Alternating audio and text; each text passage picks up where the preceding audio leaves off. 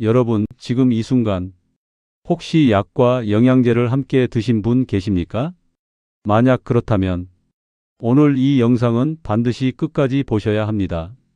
왜냐하면 지금 여러분이 매일 반복하고 있는 그 습관이 조용히, 아주 조용히 여러분의 간과 신장 그리고 뇌까지 망가뜨리고 있을 가능성이 있기 때문입니다.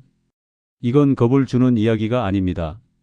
연구에 따르면 노년층의 상당수가 여러 약과 영양제를 동시에 복용하면서 서로 충돌하는 위험에 노출되어 있다고 보고된 바 있습니다. 문제는 대부분의 분들이 이 사실을 전혀 모른 채 좋은 것끼리 모아 먹으면 더 좋을 것이라고 믿고 계신다는 점입니다. 하지만 여러분, 몸은 그렇게 단순하지 않습니다. 우리 몸은 하나의 정교한 공장입니다. 어떤 성분이 언제 들어오고 어떤 성분과 만나느냐에 따라 완전히 다른 결과가 만들어집니다. 같은 영양제라도 언제 어떻게 먹느냐에 따라 보약이 될 수도 있고 독이 될 수도 있습니다. 오늘 이 영상에서는 여러분이 반드시 피해야 할 5가지 위험한 조합과 그리고 가장 안전하게 복용하는 방법을 과학적 근거를 바탕으로 아주 쉽게 설명드리겠습니다. 이건 치료 이야기가 아닙니다. 여러분의 삶을 지키는 선택의 이야기입니다. 자, 이제 시작하겠습니다. 먼저 첫 번째입니다. 신경을 지키려다가 오히려 망칠 수 있는 조합입니다. 당뇨 약을 드시는 분들 많으시죠? 연구에 따르면 이 약은 우리 몸에서 신경을 보호하는 특정 영양소를 감소시킬 수 있다고 보고된 바 있습니다. 그래서 많은 분들이 신경 건강을 위해 추가로 영양제를 챙겨 드십니다. 그 자체는 나쁜 선택이 아닙니다. 문제는 여기에 특정 산성 영양소를 함께 복용하는 경우입니다. 이 두 성분이 동시에 만나게 되면 영양소의 구조가 변형되어 흡수가 방해될 수 있다는 연구 결과가 있습니다. 쉽게 말하면 힘들게 챙겨 먹은 영양제가 몸에 제대로 쓰이지 못하고 그대로 배출될 가능성이 있다는 것입니다. 여러분, 이건 돈의 문제가 아닙니다. 내 몸을 지키려던 노력이 헛수고가 되는 문제입니다. 두 번째입니다. 뇌 건강을 위협할 수 있는 조합입니다. 속이 불편할 때 드시는 위장약. 많은 분들이 사용하고 계십니다. 그런데 여기에 특정 영양소를 함께 섭취할 경우 연구에 따르면 체내 흡수 형태가 달라지면서 원래는 잘 흡수되지 않던 성분이 몸속으로 더 쉽게 들어올 수 있다고 보고됩니다. 이 성분이 장기간 축적될 경우 인지 기능과 관련된 영향이 있을 수 있다는 연구도 있습니다. 여러분, 이건 단순한 소화 문제가 아닙니다. 우리 뇌와 연결된 이야기입니다. 세 번째입니다. 위장을 직접적으로 자극하는 조합입니다. 아침 공복에 약과 영양제를 함께 드시는 분들 많으시죠? 특히 혈관 관련 약과 산성 성분을 함께 드시는 경우 연구에 따르면 위 점막에 강한 자극이 발생할 수 있다고 보고됩니다.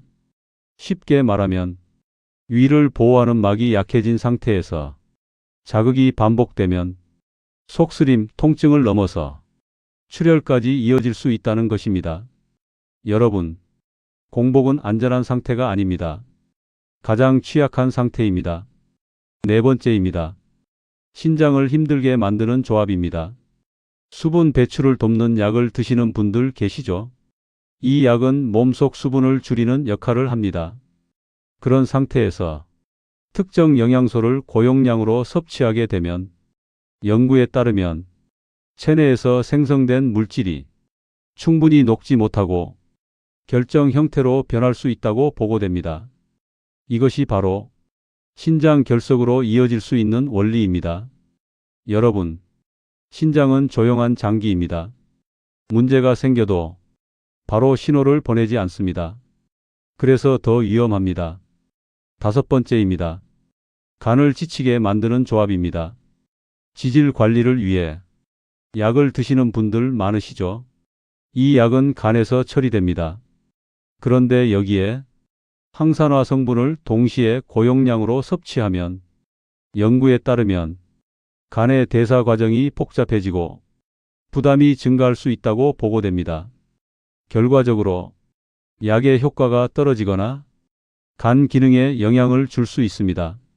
여러분, 간은 쉬지 않습니다. 하루 종일 여러분의 몸을 위해 일합니다. 그 간을 우리가 더 힘들게 만들 필요는 없습니다. 자, 이제 중요한 이야기입니다.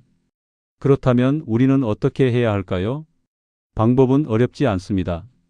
단 3가지만 기억하시면 됩니다. 첫 번째, 시간을 나누십시오. 연구에 따르면 2시간 이상의 간격을 두는 것이 상호작용을 줄이는 데 도움이 될 수 있습니다. 두 번째, 식사 후에 드십시오. 특히 산성 성분은 식사 후 섭취가 위장 보호에 도움이 된다고 보고됩니다. 세 번째, 물을 충분히 드십시오. 하루 동안 조금씩 자주 마시는 것이 중요합니다.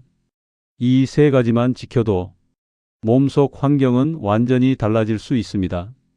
여러분, 건강은 더 많이 먹는 것이 아니라 더 잘 나누는 것입니다. 이제 마지막으로 정말 중요한 말씀을 드리겠습니다. 우리는 종종 좋은 것을 더하면 더 좋아질 것이라고 생각합니다. 하지만 인체는 균형의 과학입니다.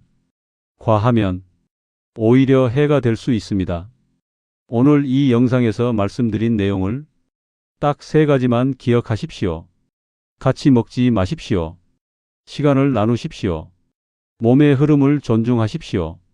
이 3가지만 지켜도 여러분의 몸은 지금보다 훨씬 편안해질 수 있습니다. 여러분의 건강은 거창한 변화가 아니라 작은 습관에서 시작됩니다. 오늘부터 단 하나라도 바꿔보시겠습니까? 지금 이 순간 댓글창에 이렇게 적어 보십시오. 나는 오늘부터 복용 시간을 나눕니다. 이 한 문장이 여러분의 건강을 지키는 시작입니다. 그리고 마지막으로 여러분께 한 가지 부탁을 드리겠습니다. 오늘 영상이 마음에 드셨다면 댓글에 숫자 하나만 남겨주십시오. 오늘 영상이 도움이 되셨다면 1번, 아직 잘 모르겠다면 2번, 이렇게 간단하게 남겨주시면 됩니다. 여러분의 그 작은 참여가 더 많은 분들의 건강을 지킬 수 있는 큰 힘이 됩니다.